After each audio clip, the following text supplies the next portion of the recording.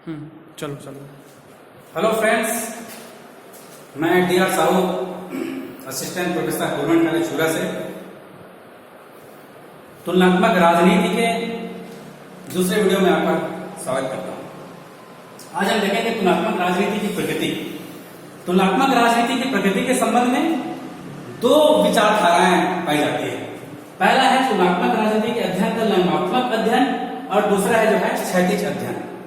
जो तुलनात्मक राजनीति का लंबात्मक अध्ययन है, इसको जो वर्टिकल स्टडी कहा जाता है और इसे जो है हॉरिजॉन्टल स्टडी कहा जाता है। इसके अंतर्गत एक ही देश के, थोड़ा समझने का प्रयास कीजिए, इसके अंतर्गत एक ही देश के राजनीतिक संस्थाओं का अध्ययन किया जाता है। जैसे कि उदाहरण के लिए हमारे यहाँ भारत में संसदीय शासन प्रणाली है, संघात्मक शासन प्रणाली है। जैसे संघात्मक शासन प्रणाली में केंद्र का अध्ययन, उसके बाद फिर राज्यों का अध्ययन, उसके बाद फिर स्थानीय सरकारों का अध्ययन। तो एक ही देश के जो तीनों संस्था है उसका अध्ययन इसके अंतर्गत किया जाता है। वास्तव में जो है ये एक तुलनात्मक अध्ययन तो है, लेकिन वास्तव में समानता इसमें जो है नहीं पाई जाती, क्योंकि जो है केंद्र की अलग प्रकृति होती है, राज्य की अलग प्रकृति और स्थानीय शासन की अलग प्रकृति होती है। इसमें असमानताएं ज्यादा होती है। दूसरा है इसमें जो है क्षैतिज अध्ययन। इसके अंतर्गत दो देशों के या दो से अधिक देशों के बीच तुलनात्मक अध्ययन जो इसके अंतर्गत किया जाता है। विभिन्न सरकारों का जो है तुलनात्मक अध्ययन इसके अंतर्गत किया जाता है। इसमें एक चीज और है, वास्तव में तुलनात्मक राजनीति का जो उद्देश्य है क्षैतिज अध्ययन से हमें जो है पूर्ति होती है। इसके अंतर्गत दो महत्वपूर्ण बातें हैं। पहली बात तो यह है कि इस अध्ययन के अंतर्गत एक ही देश के दो अलग अलग कालों का भी इसमें जो है अध्ययन किया जाता है। जैसे कि उदाहरण के लिए भारत में अगर देखें तो इंदिरा गांधी के प्रधानमंत्रित्व काल का तुलना नरेंद्र मोदी के प्रधानमंत्रित्व काल से किया जा सकता है, वह जो है क्षैतिज अध्ययन कहलाएगा। इसी प्रकार दूसरा महत्वपूर्ण बिंदु यह है कि जैसे कि एक देश का दूसरे देश, भारत की संसदीय व्यवस्था का जो है ब्रिटेन की संसदीय व्यवस्था से तुलना, इसके अंतर्गत जो है किया जाने वाला तुलनात्मक अध्ययन ये जो है क्षैतिज अध्ययन जो है कहलाता है। इसमें एक चीज और महत्वपूर्ण जो बताना चाहूंगा मैं कि तुलनात्मक अध्ययन के लिए जो आवश्यक अध्ययन किन किन चीजों का जो इसके अंतर्गत किया जाता है, आवश्यक रूप से किया जाता है, इसको मैं दो तीन बिंदुओं में जो है बता रहा हूं मैं। सबसे पहले बात है सरकार और संविधान के स्वरूप। सरकार और संविधान के स्वरूप का अध्ययन किया जाता है। दूसरे इसमें जो है औपचारिक एवं गैर जो राजकीय संस्थाएं हैं, जैसे कि राजनीतिक दल है, दबाव समूह है, या जो अन्य आर्थिक सामाजिक समूह है जिसका जो है राजनीतिक निर्णय पर प्रभाव पड़ता है, इसका भी अध्ययन तुलनात्मक राजनीति के अंतर्गत किया जाता है।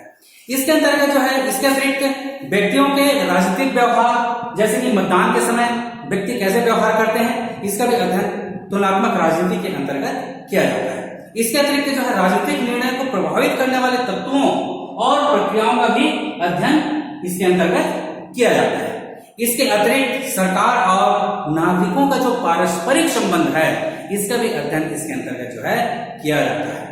एक चीज मैं बताना चाहूंगा आगे बढ़ने से पहले, यहाँ पर आप लोग स्पष्ट रूप से जान लें कि वास्तव में जो तुलनात्मक शासन और तुलनात्मक राजनीति में अंतर होता है। तुलनात्मक शासन के अंतर्गत उन चीजों का हम अध्ययन करते हैं जो कि संविधान के माध्यम से संस्थाओं का निर्माण किया जाता है, उन्हीं संस्थाओं का हम तुलनात्मक शासन के अंतर्गत अध्ययन करते हैं। जबकि तुलनात्मक राजनीति इससे कहीं अधिक विस्तृत है।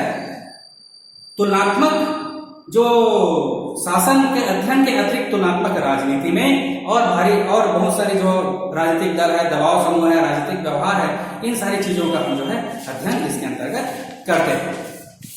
यहाँ पर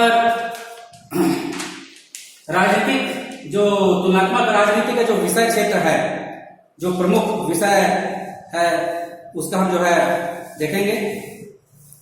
इसमें तुलनात्मक राजनीति का जो विषय है, इसको जिस प्रकार तुलनात्मक राजनीति की प्रकृति के संबंध में मतभेद है, उसी प्रकार जो है यहाँ पर तुलनात्मक राजनीति के विशेषज्ञों में भी मतभेद है कि इसके अंतर्गत विषय क्षेत्र में क्या क्या आएगा। लेकिन मोटे रूप से इसको तीन भागों में डिवाइड किया जा सकता है। राजनीतिक क्रियाकलाप पहला, इसमें जो है इसके संदर्भ में तीन पक्ष है। राजनीतिक क्रियाकलाप पहला है, इसके अंतर्गत जो है वे प्रयास आते हैं जिनके द्वारा संघर्ष की स्थिति पैदा की जाती है। राजनीतिक क्रियाकलाप के अंतर्गत वे चीजें आती हैं जिसके द्वारा संघर्ष की स्थिति पैदा की जाती है तथा जनहित एवं सत्ता संघर्ष में भाग लेने वाले व्यक्तियों के हितों को ध्यान में रखते हुए उसका समाधान किया जाता है राजनीतिक क्रियाकलाप के अंतर्गत। दूसरा जो है राजनीतिक प्रक्रिया, पॉलिटिकल प्रोसेस है ये जो है राजनीतिक क्रियाकलाप के जो है कहीं उसके भावना का विस्तार है। इसके अंतर्गत निर्णय लेने की प्रक्रिया तथा उस प्रक्रिया में भाग लेने वाले समस्त सरकारी और गैर सरकारी अभिकरणों की भूमिका इसके अंतर्गत आती है। और तीसरा है राजनीतिक सत्ता। राजनीतिक सत्ता, ये तो आप लोगों को मालूम है कि राजनीति में जो सत्ता है वह जो है इसका केंद्रीय विषय है, केंद्रीय बिंदु है। समस्त राजनीतिक गतिविधियां और राजनीतिक एजेंसियां जो है वह सत्ता संघर्ष में लिप्त है।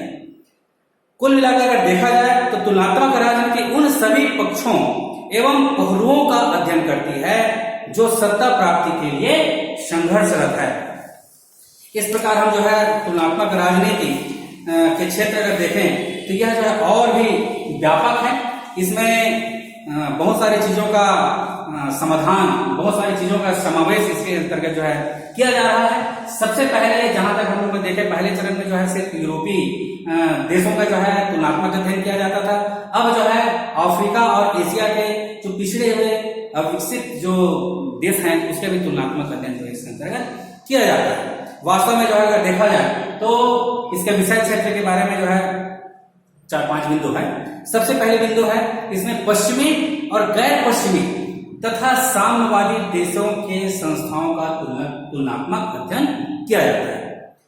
दूसरा, राजनीतिक संस्थाओं के साथ साथ जो अराजनीतिक संरचनाएं हैं उसका भी अध्ययन किया जाता है, क्योंकि अराजनीतिक संरचनाओं का प्रभाव राजनीति पर पड़ता है।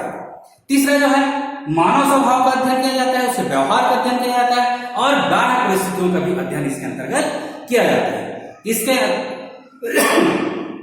इसके अतिरिक्त राजनीतिक पद्धतियों के आधारों एवं मान्यताओं का अध्ययन इसके अंतर्गत जो है किया जाता है। इसके अलावा और अगर देखें तो संविधानों का अध्ययन किया जाता है, दबाव समूह, राजनीतिक दल, निर्वाचन, मत व्यवहार, कानूनी पद्धतियां, लोक प्रशासन, कहने का मतलब यह है सारी चीजों का जो है अध्ययन तुलनात्मक राजनीति के अंतर्गत की जाती है।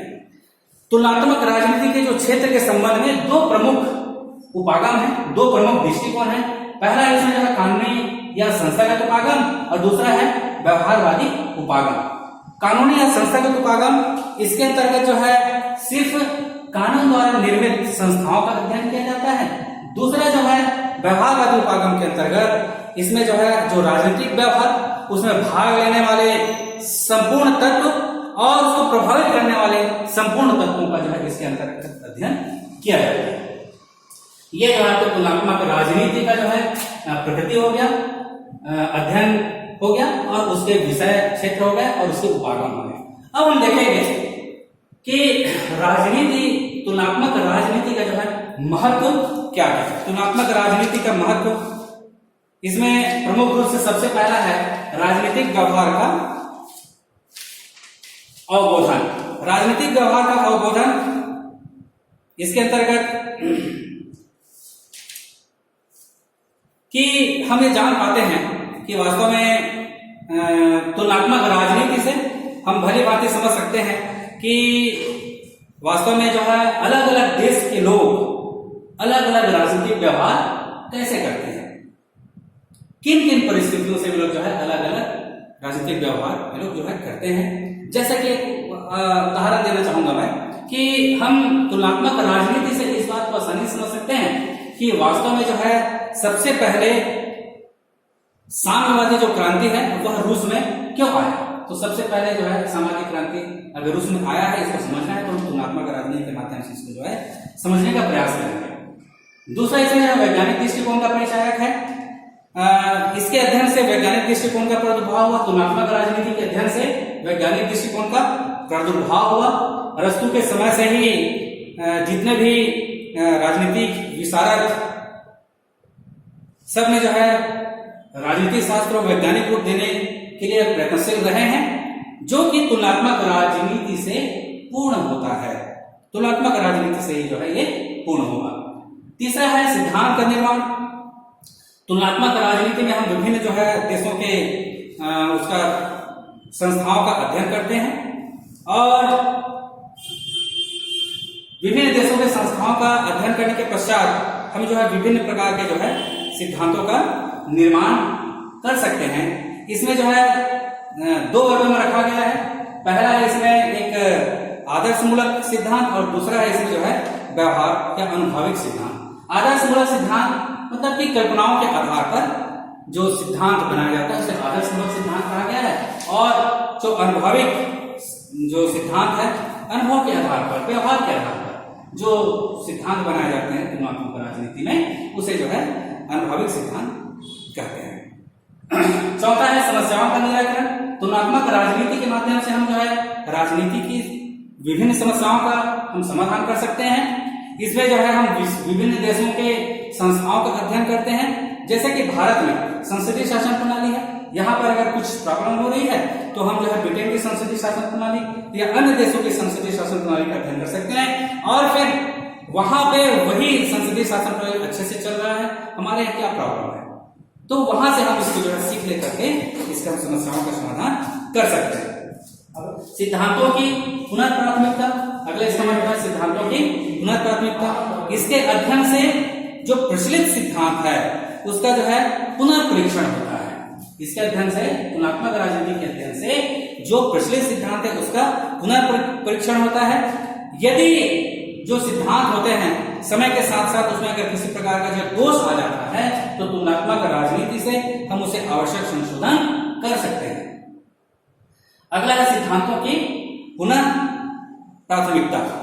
सिद्धांतों की पुनः जो है प्राथमिकता, जिसमें कि जो है हम दोषों को दूर करने का प्रयास करते हैं।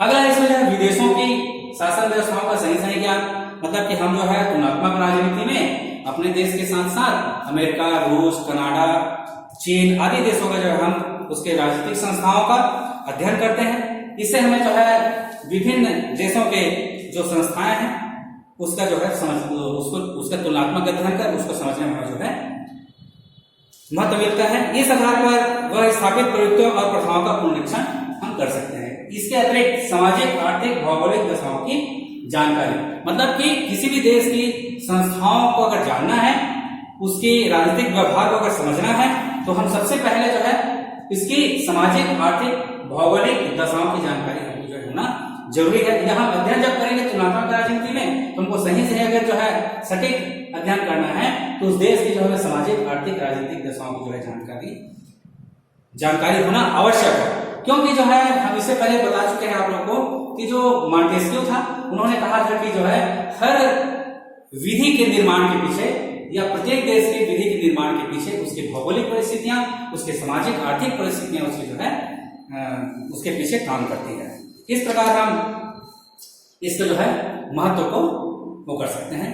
अब जो है अगला राजनीति की जो समस्याएं हैं वो आगे वीडियो में हम जो है देखेंगे।